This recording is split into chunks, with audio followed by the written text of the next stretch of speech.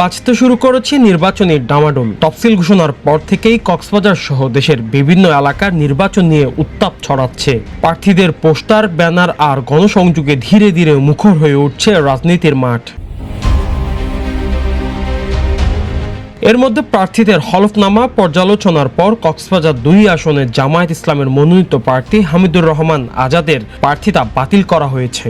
বিষয়টি নিয়ে সংশ্লিষ্ট মহলে শুরু হয়েছে আলোচনা ও সমালোচনা। প্রার্থিতা বাতিলের ঘটনায় পক্ষপাতিত্বমূলক আচরণের অভিযোগ তুলেছেন হামিদুর রহমান আজাদ। তার দাবি, হলফনামা যাচাইয়ের ক্ষেত্রে নিরপেক্ষতা বজায় রাখা হয়নি এবং উদ্দেশ্য প্রণোদিতভাবে তাকে নির্বাচনী প্রতিযোগিতা থেকে বাইরে রাখা হয়েছে।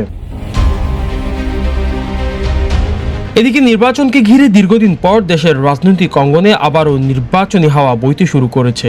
ভোটের পরিবেশ, প্রচারণা আর নানা আলোচনায় সাধারণ মানুষের মাঝেও ভোটাধিকার প্রয়োগের আগ্রহ স্পষ্ট হয়ে উঠেছে।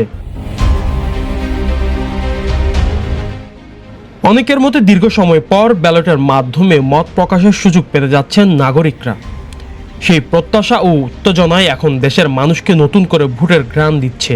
নির্বাচনের দিন যত এগিয়ে আসছে ততই বাড়ছে কৌতূহল। এই নির্বাচন কতটা অংশগ্রহণমূলক ও গ্রহণযোগ্য হবে সেটি এখন দেখার বিষয় দেশের মানুষ কাদের বেছে নেয় দেশ পরিচালনা করার জন্য, কারা পারেন দেশের মানুষের মন জয় করতে। নিউজ ডেস্ক, কক্সবাজার কণ্ঠস্বর।